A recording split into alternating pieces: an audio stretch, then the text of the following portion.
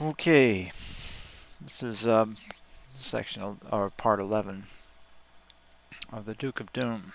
So everybody branched in to the processing, to the CPU. It's going to have one sort of almost like one mind. They'll all have the same sort of frame of mind. They'll all be acting in cooperation, and that probably will mean that well, in 3.5 years, um, their evil will continue exponentially. It's going to be a horrible world. Anyway,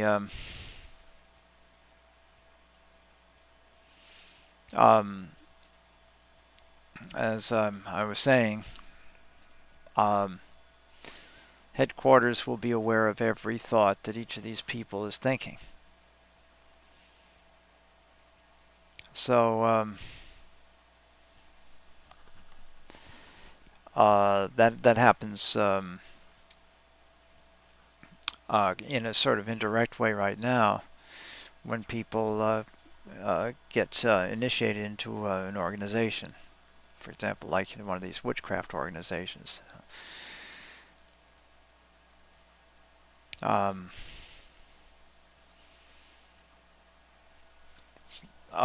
They still have a sort of an organization, eventually ending up under central control. And oddly enough, they end up controlled just as much as the big establishment church organizations are.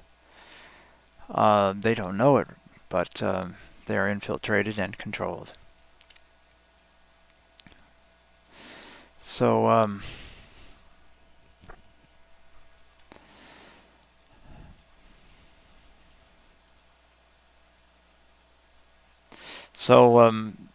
this is what they get. They end up with demonic control. As one person saved out of witchcraft described it, they don't have their own mind. So it's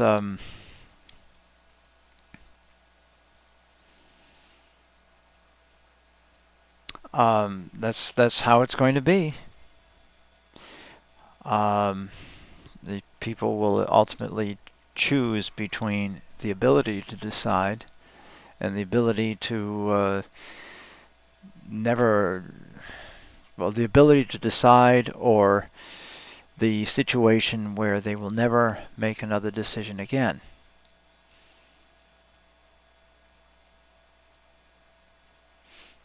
Between free moral agency or demon possession. And that's why the Bible describes these people as beasts. To repeat, the central idea of this is that these people will become as the brute beasts, or even worse, where they won't be able to decide anything. They'll no longer have their right or majesty of free will, because the devil has made sure that it is shorted out of them.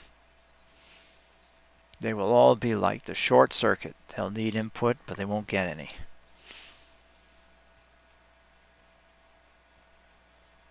Now this kind of happens to a certain degree now. It's kind of the same idea as what's going on here as the Bible describes it. These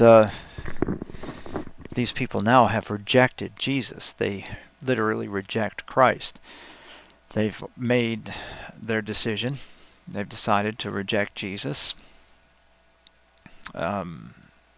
and they've let the devil have their soul.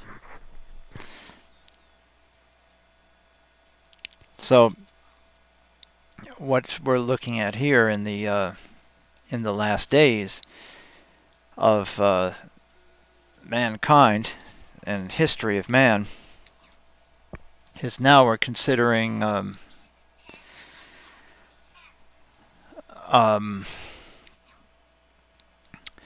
that this is not done by a kind of initiation where they get demon possessed and they have the evil spirits crawl into them and spike into their system.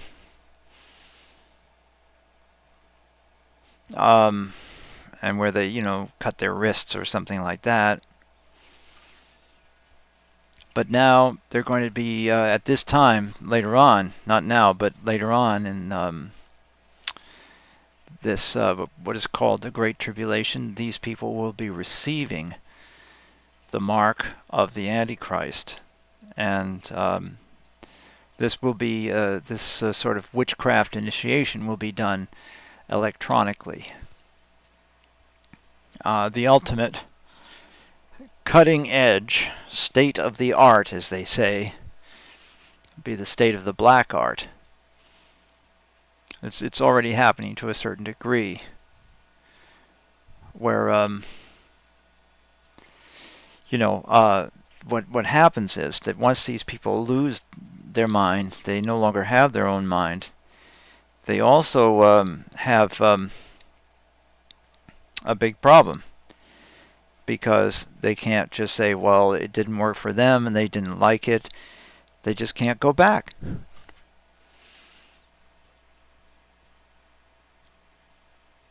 So it's very, very terrible thing here. That it is possible for people, if they decide to get saved now, finally, through a terrific miracle, they receive Jesus and they renounce witchcraft, they can go through a deliverance. It's going to be awfully hard for them for the rest of their time here on earth.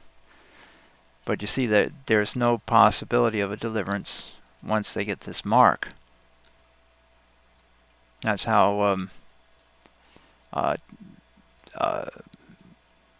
intensely awful this situation is going to be.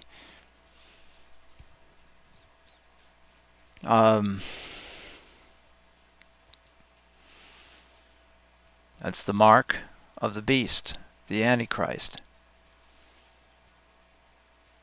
Once they've done that, they're done for. It's all over for them. Their damnation is fixed. They've sealed their fate. They've met their doom. Once they get that mark of the beast, it's not just an ID system where they're going to get. Some of them may think that. I'll tell you what. If people are so foolish as to think they're just picking up a legitimate ID, that's going to be so horrible, because everybody has going to be knowing better. They're going to be responsible for this decision, and I'm afraid that a lot of these people are going to take it very lightly and flippantly, as they already have.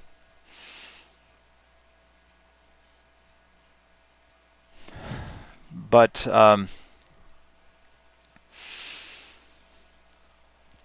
it's going to be worse than that. They're going to become a flesh and blood android, a robot of the Antichrist's system, of his establishment. It's a reversion to slavery. They're not going to have the right to free trade. They're not going to have a decent wage system. It's going to be a reversion to slavery, and each of these people will be slaves.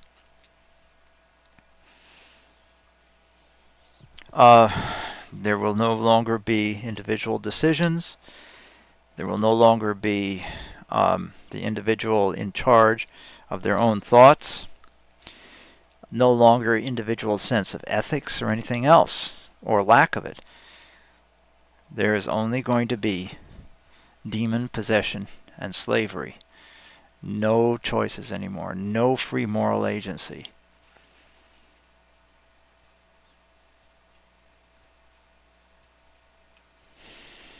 No way to control their body except through, of course, the involuntary reactions of the mind, such as when the mind controls the heartbeat and, the hormones and other things. Involuntary things will probably go on. And probably they'll have a chance to decide what kind of toothbrush they're going to use in the morning, or what they want to eat. So I guess for most people, they're just so careless that that's their idea of free moral agency anyway. That's their idea of free choice. They decide what type of cheap beer they want, or what kind of big-time sporting event they want to go to that day. But they're going to be patched into the Antichrist's circuitry. And the person who has the mark of the beast will no longer have their own mind.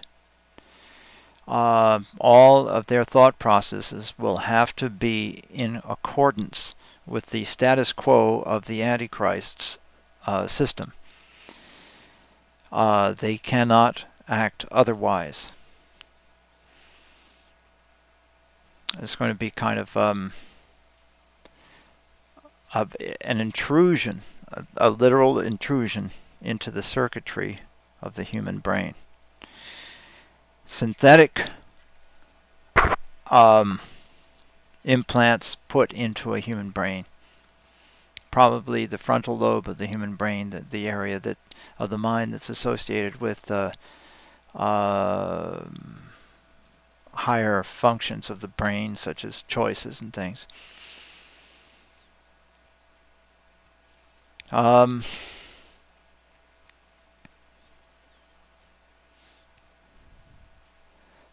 But as far as the other physical things of the body, well, that's going to continue. So that's probably going to be part of the demonic characteristic of this. Maybe people will think for a long time that nothing's wrong, and they'll probably be out there with their propaganda machine in full gear, going full crank, telling people how great this is, and now they can play all their video games in their brain, and they can send email to each other just by thinking about it and all that kind of stuff. But very, very soon they're going to also find out that they've got to show up for work. They don't get to choose what kind of job they want. If they try to look in the yellow pages or somewhere else for a better job, pretty soon the Antichrist's police are going to come around and pick them up for coaching, right? Okay.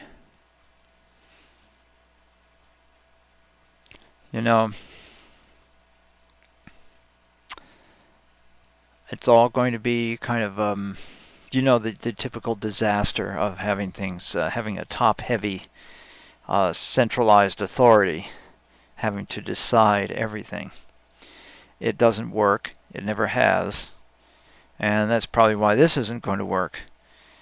The Lord said that if God didn't stop it at a certain point, it would destroy all life on the earth. There wouldn't be any more life on the earth. It'd be kind of like the barren landscapes of maybe Venus or Mars. So that means the devil has his filthy little claw in each person who has the mark.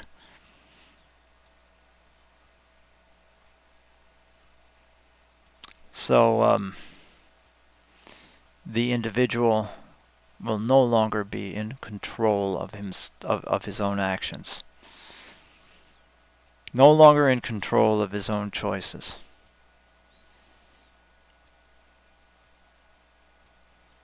They're going to just lose themselves.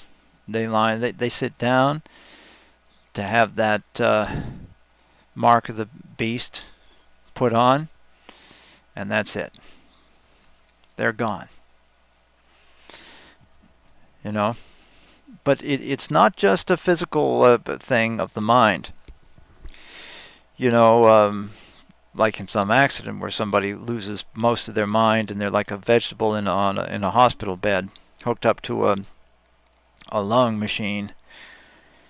No, this is going to be quite different because it's going to involve the loss of the individual's soul, not just the mind. That's the ultimate in the devil's technology. The devil has been using technology and science for thousands of years, slowly trying to direct it towards this accomplishment. This idea of being able to use technology to certainly get control over each individual. Now, I'm going over this because I hope I can illustrate the tragedy of this. It's like people selling their souls to the devil. But they're going to be tricked into it, of course. It's not going to appear to be that bad. In fact, I suppose it's going to appear to be really terrific. Just this wonderful thing that the modern scientists have cooked up that is so terrific that you can trust them.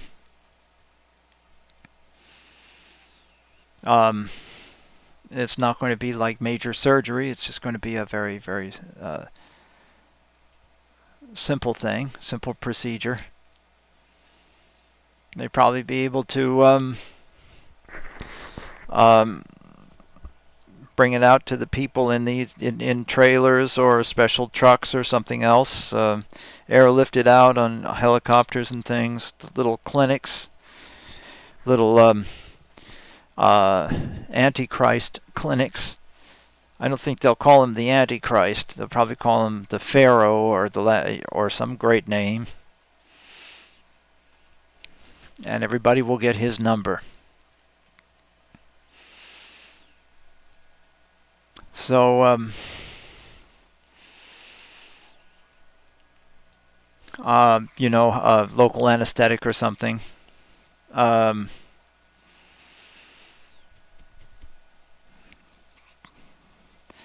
Few stitches or staples, to close the cut. It may even be so small that you could fit it through a small tube into an artery or a vein or something. But it's going to be just a microcircuitry. Painless, probably. Now, they shall wear this mark, and the mark also has the number of the beast, and its number is the number of a man, 603. Now, I remember mentioning, I think I mentioned the time when I was street singing out in New Zealand, and one of the street kids out there had 3 6s tattooed in big red numerals about 2 inches big on his forehead. Now the thing is that, oddly enough, we don't know for sure if they'll actually be a visible number. The experiment in Sweden used special invisible ink that could only be seen by ultraviolet light. There might not even be a barcode or a number of any type. It might be just subcutaneous, under the skin, scannable under the skin. So They had to scan it on the skin because it started out there as Scandinavia. But anyway, so let's take a break in the breaker and we'll begin the third and last segment of this if you're on the tape. Check you later.